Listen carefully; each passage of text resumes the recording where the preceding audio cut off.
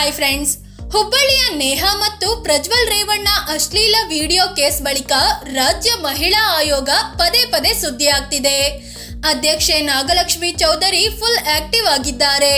ಹಾಗಾದ್ರೆ ಕರ್ನಾಟಕ ಮಹಿಳಾ ಆಯೋಗದ ಅಧ್ಯಕ್ಷೆ ಪವರ್ ಏನು? ಆಯೋಗವನ್ನು ಯಾರು ಯಾವಾಗ ರಚಿಸಿದ್ರು? ಹಾಲಿ ಅಧ್ಯಕ್ಷೆ ನಾಗಲಕ್ಷ್ಮಿ ಚೌಧರಿ ಬಗ್ಗೆ ನಿಮಗೆ ಗೊತ್ತಾ? ಪ್ರಜ್ವಲ್ ರೇವಣ್ಣ ಕೇಸ್ನಲ್ಲಿ ಇವರ ಪಾತ್ರ ಏನು? ಎಲ್ಲವನ್ನು ಈ ವಿಡಿಯೋದಲ್ಲಿ ಹೇಳ್ತೀವಿ. ಅದಕ್ಕೂ ಮುನ್ನ ನೀವಿನ್ನೂ ನಮ್ಮ ಚಾನೆಲ್ಗೆ ಸಬ್ಸ್ಕ್ರೈಬ್ ಆಗಿಲ್ಲ ಅಂದ್ರೆ ಈ ಕೂಡಲೇ ಆಗಿ ಪಕ್ಕದ ಗಂಟೆ ಗುರುತಿನ ಮೇಲೆ ಕ್ಲಿಕ್ ಮಾಡಿ. ರಾಜ್ಯ ಮಹಿಳಾ ಆಯೋಗದ ರಚನೆ. ಈ ಹಿಂದೆ ರಾಜ್ಯದಲ್ಲಿ ಮಹಿಳೆಯರ ವಿರುದ್ಧದ ದೌರ್ಜನ್ಯವನ್ನು ಪ್ರಶ್ನಿಸಲು, ಅವರಿಗೆ ಸಹಾಯ ಮಾಡಲು ಯಾವುದೇ ರೀತಿಯ ಒಂದು ಸಂಸ್ಥೆ ಇರಲಿಲ್ಲ. ಹೀಗಾಗಿ 1995ರಲ್ಲಿ ದೇವೇಗೌಡರು ಸಿಎಂ ಆಗಿದ್ದಾಗ ಈ ಬಗ್ಗೆ ಚರ್ಚೆ ಶುರುವಾಯಿತು. ಅದರಂತೆ ಕರ್ನಾಟಕ ರಾಜ್ಯ ಮಹಿಳಾ ಆಯೋಗ ಅಧಿನಿಯಮ ಪಾಸ್ ಆಯಿತು. 1997ರಲ್ಲಿ JH ಪಟೇಲ್ ಸಿಎಂ ಆಗಿದ್ದಾಗ ಶಾಸನಬದ್ಧವಾಗಿ ಒಂದು ಸಂಸ್ಥೆ ರಚಿಸಲಾಯಿತು. ಅದೇ ರಾಜ್ಯ ಮಹಿಳಾ ಆಯೋಗ. ಆದ್ರೆ ಅದೇ JH ಪಟೇಲ್ ಹೆಣ್ಣು ಮತ್ತು ಹೆಂಡ ನನ್ನ ವೀಕ್ನೆಸ್ ಅಂತ ಪಬ್ಲಿಕ್ ಆಗಿ ಹೇಳ್ಕೊಂಡು ಓಡಾಡ್ತಿದ್ರು. ಅಧ್ಯಕ್ಷೆ ಡಾಕ್ಟರ್ ನಾಗಲಕ್ಷ್ಮಿ ಚೌಧರಿ ಯಾರು? ಬಿಜೆಪಿ ಸರ್ಕಾರ ಇದ್ದಾಗ ಪ್ರಮೀಳಾ ನಾಯ್ಡು ಮಹಿಳಾ ಆಯೋಗದ ಅಧ್ಯಕ್ಷೆಯಾಗಿದ್ರು. ಆದ್ರೆ ಇವರ ಅಧಿಕಾರಾವಧಿ 3 ವರ್ಷದ್ದಾಗಿದ್ದು 2023ರಲ್ಲಿ ಆ ಸ್ಥಾನದಿಂದ ಕೆಳಗೆ ಇಳಿದಿದ್ರು.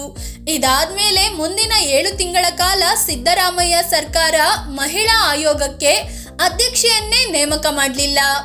ನಂತರ ಕಳೆದ ಮಾರ್ಚ್ ತಿಂಗಳಲ್ಲಿ ನಾಗಲಕ್ಷ್ಮಿ ಚೌಧರಿ ಅವರನ್ನ ಆಯೋಗದ ಅಧ್ಯಕ್ಷೆಯನ್ನಾಗಿ ನೇಮಕ ಮಾಡಲಾಗಿದೆ. ಆದರೆ ಈಕೆಗೆ ಕಾನೂನಿನ ಬಗ್ಗೆ ಅಷ್ಟು ಜ್ಞಾನ ಇಲ್ಲ, ಆ ಸಾಮರ್ಥ್ಯ ಇಲ್ಲ ಅನ್ನೋ ಆರೋಪಗಳು ಕೂಡ ಕೇಳಿ ಬಂದಿದ್ವು. ಅಂದಹಾಗೆ ಈಕೆ ಕಾಂಗ್ರೆಸ್ ನಾಯಕಿ ಕೂಡ ಹೌದು. 2018ರಲ್ಲಿ ಲಕ್ಷ್ಮೀ ಹೆಬ್ಬಾಳ್ಕರ್ ಕೆಪಿಸಿಸಿ ಮಹಿಳಾ ಘಟಕದ ಅಧ್ಯಕ್ಷೆ ಆಗಿದ್ರು. ಅವರ ಅವಧಿ ಮುಗಿದ ಬಳಿಕ ಆ ಸ್ಥಾನಕ್ಕೆ ನಾಗಲಕ್ಷ್ಮಿ ಚೌಧರಿ ಟ್ರೈ ಮಾಡಿದ್ರು, ಆದ್ರೆ ಸಿಗ್ಲಿಲ್ಲ. ಕೆಪಿಸಿಸಿ ಕಾರ್ಯದರ್ಶಿಯಾದ್ರು. 2023ರ ಚುನಾವಣೆಯಲ್ಲಿ ಟಿ ದಾಸರಹಳ್ಳಿ ವಿಧಾನಸಭೆ ಕ್ಷೇತ್ರದ ಟಿಕೆಟ್ಗೂ ಇವರು ಆಕಾಂಕ್ಷಿಯಾಗಿದ್ರು, ಆದರೆ ಅದು ಕೂಡ ಸಿಗ್ಲಿಲ್ಲ. ಇದೀಗ ಕಾಂಗ್ರೆಸ್ ಸರ್ಕಾರ ಬಂದ ಬಳಿಕ ಈಕೆಯನ್ನು ಮಹಿಳಾ ಆಯೋಗದ ಅಧ್ಯಕ್ಷೆಯನ್ನಾಗಿ ನೇಮಿಸಲಾಗಿದೆ. ಆದರೆ ಇವರು ಅಧ್ಯಕ್ಷರಾದ ಬಳಿಕ ರಾಜ್ಯಾದ್ಯಂತ ಎಲ್ಲೇ ಮಹಿಳೆಯರಿಗೆ ದೌರ್ಜನ್ಯ ಆದ್ರೂ ಆಕ್ಟಿವ್ ಆಗಿ ಓಡಾಡ್ತಿದ್ದಾರೆ, ಮಹಿಳೆಯರಿಗೆ ದನಿಯಾಗಿ ನಿಲ್ತಿದ್ದಾರೆ. ಪ್ರಜ್ವಲ್ ಕೇಸ್ SIT ತನಿಖೆಗೆ ಪತ್ರ. ಮಹಿಳಾ ಆಯೋಗದ ಅಧ್ಯಕ್ಷೆ ನಾಗಲಕ್ಷ್ಮಿ ಚೌಧರಿ ಪ್ರಜ್ವಲ್ ರೇವಣ್ಣ ಕೇಸ್ನಲ್ಲೂ ಸಂತ್ರಸ್ತರ ಪರವಾಗಿ ನಿಂತಿದ್ದಾರೆ. ಮೊದಲಿಗೆ ಇವರು ಈ ಪ್ರಕರಣ ಸಂಬಂಧ ದೂರು ದಾಖಲಿಸಿಕೊಂಡಿದ್ರು. ನಂತರ ಪ್ರಕರಣದ ತನಿಖೆಗೆ SIT ತಂಡ ರಚಿಸಬೇಕು ಅಂತ ಸರ್ಕಾರಕ್ಕೆ ಪತ್ರ ಬರೆದಿದ್ರು. ಅದರ ಆಧಾರದ ಮೇಲೆಯೇ ಈಗ ಸಿದ್ದರಾಮಯ್ಯ ಸರ್ಕಾರ SIT ತಂಡ ರಚಿಸಿ ತನಿಖೆಗೆ ಆದೇಶಿಸಿದೆ. ಆರೋಪಿಗಳಿಗೆ ಶಿಕ್ಷೆಯಾಗುವವರೆಗೂ ಸರ್ಕಾರದ ಬೆನ್ನು ಬೀಳಲು ಇವರಿಗೆ ಅಧಿಕಾರ ಇದೆ. ಜೊತೆಗೆ ಸಂತ್ರಸ್ತರಿಗೆ ಬೇಕಾದ ಕಾನೂನು, ಆರ್ಥಿಕ ನೆರವನ್ನು ಸರ್ಕಾರದ ಕಡೆಯಿಂದ ಕೊಡಿಸೋದು ಕೂಡ ಇವರ ಕರ್ತವ್ಯವಾಗಿದೆ. ನಾಗಲಕ್ಷ್ಮಿ ಚೌಧರಿ ಪವರ್ ಏನು?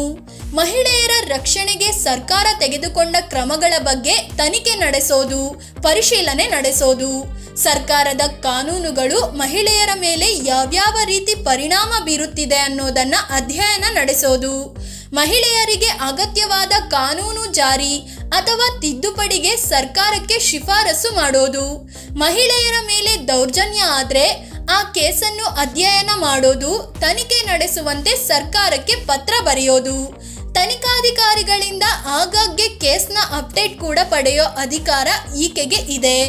ಮಹಿಳೆಯರಿಗೆ ಅನ್ಯಾಯ ಆದ್ರೆ ಸುಮೋಟೋ ಕೇಸ್ ದಾಖಲಿಸಿಕೊಳ್ಳುವ ಅಧಿಕಾರ ನಾಗಲಕ್ಷ್ಮಿ ಚೌಧರಿಗೆ ಇದೆ. ತನಿಖೆ ವೇಳೆ ಸಿವಿಲ್ ನ್ಯಾಯಾಲಯದ ಎಲ್ಲಾ ಅಧಿಕಾರಗಳನ್ನು ನಾಗಲಕ್ಷ್ಮಿ ನೇತೃತ್ವದ ಈ ಮಹಿಳಾ ಆಯೋಗ ಹೊಂದಿರುತ್ತೆ. ಕೇಸ್ಗೆ ಸಂಬಂಧಿಸಿದ ಯಾವುದೇ ವ್ಯಕ್ತಿಯನ್ನು ಕರೆಸಿ ವಿಚಾರಣೆ ನಡೆಸಬಹುದು. ಸರ್ಕಾರದ ಯಾವುದೇ ದಾಖಲೆಯನ್ನು ತರಿಸಿ ಪರಿಶೀಲಿಸುವ ಅಧಿಕಾರ ಕೂಡ ಇವರಿಗೆ ಇದೆ. ಮಹಿಳಾ ಆಯೋಗ ಇರೋದು ಯಾಕೆ?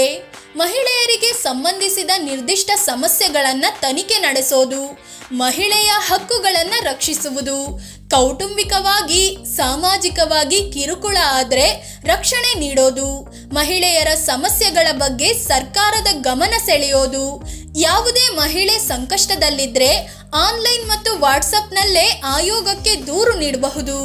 ವರದಕ್ಷಿಣೆ, ಬಾಲ್ಯ ವಿವಾಹದಂಥ ಸಾಮಾಜಿಕ ಪಿಡುಗನ್ನು ಮಟ್ಟ ಹಾಕೋದು, ಸಂತ್ರಸ್ತ ಮಹಿಳೆಯರಿಗೆ ಅಗತ್ಯವಾದ ನೆರವು ನೀಡೋದು, ಒಟ್ನಲ್ಲಿ ಮಹಿಳೆಯರನ್ನು ದೌರ್ಜನ್ಯ, ಲಿಂಗ ತಾರತಮ್ಯ, ಕೌಟುಂಬಿಕ ಹಿಂಸೆ ಸೇರಿದಂತೆ ವಿವಿಧ ರೀತಿಯ ಅನ್ಯಾಯಗಳಿಂದ ರಕ್ಷಿಸಲು ಈ ಆಯೋಗ ಇದೆ. ಅಧ್ಯಕ್ಷೆಯ ಆಯ್ಕೆ ಮತ್ತು ಸಂಬಳ.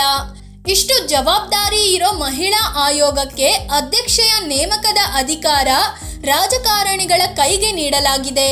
ಹೌದು, ರಾಜ್ಯ ಮಹಿಳಾ ಆಯೋಗದ ಅಧ್ಯಕ್ಷೆಯನ್ನು ರಾಜ್ಯ ಸರ್ಕಾರವೇ ನೇಮಿಸುತ್ತೆ.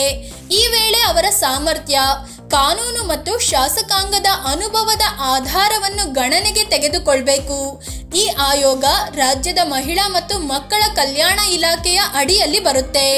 ಆಯೋಗದಲ್ಲಿ ಅಧ್ಯಕ್ಷರನ್ನು ಬಿಟ್ಟು IAS ದರ್ಜೆಯ ಓರ್ವ ಕಾರ್ಯದರ್ಶಿ ಕೂಡ ಇರ್ತಾರೆ. ಈಗ IAS ಅಧಿಕಾರಿ ಲತಾ ಆರ್ ಕಾರ್ಯದರ್ಶಿ ಆಗಿದ್ದಾರೆ. ಇವರನ್ನು ಹೊರತುಪಡಿಸಿ ಕೆಲ ಸದಸ್ಯರನ್ನು ಕೂಡ ಸರ್ಕಾರ ಆಯ್ಕೆ ಮಾಡುತ್ತೆ. ಇವರ ಸಂಬಳವನ್ನು ಕೂಡ ರಾಜ್ಯ ಸರ್ಕಾರ ನೀಡುತ್ತೆ. ಕಾಲಕಾಲಕ್ಕೆ ತಕ್ಕಂತೆ ವೇತನವನ್ನು ಪರಿಷ್ಕರಣೆ ಕೂಡ ಮಾಡುತ್ತೆ. ಫ್ರೆಂಡ್ಸ್, ಇದು ರಾಜ್ಯ ಮಹಿಳಾ ಆಯೋಗದ ಬಗ್ಗೆ, ಅದರ ಅಧ್ಯಕ್ಷೆಯ ಪವರ್ ಬಗ್ಗೆ ತಿಳಿಸಿಕೊಡುವ ಪ್ರಯತ್ನ. ಈ ಆಯೋಗದ ಬಗ್ಗೆ ನಿಮಗೇನು ಅನ್ಸುತ್ತೆ? ಕಾಮೆಂಟ್ ಮಾಡಿ ನಿಮ್ಮ ಅಭಿಪ್ರಾಯ ಹೇಳಿ. ಅದೇ ರೀತಿ ನೀವಿನ್ನು ನಮ್ಮ ಚಾನಲ್ಗೆ ಸಬ್ಸ್ಕ್ರೈಬ್ ಆಗಿಲ್ಲ ಅಂದರೆ ಈ ಕೂಡಲೇ ಆಗಿ ಪಕ್ಕದ ಗಂಟೆ ಗುರುತಿನ ಮೇಲೆ ಕ್ಲಿಕ್ ಮಾಡಿ. ಧನ್ಯವಾದ.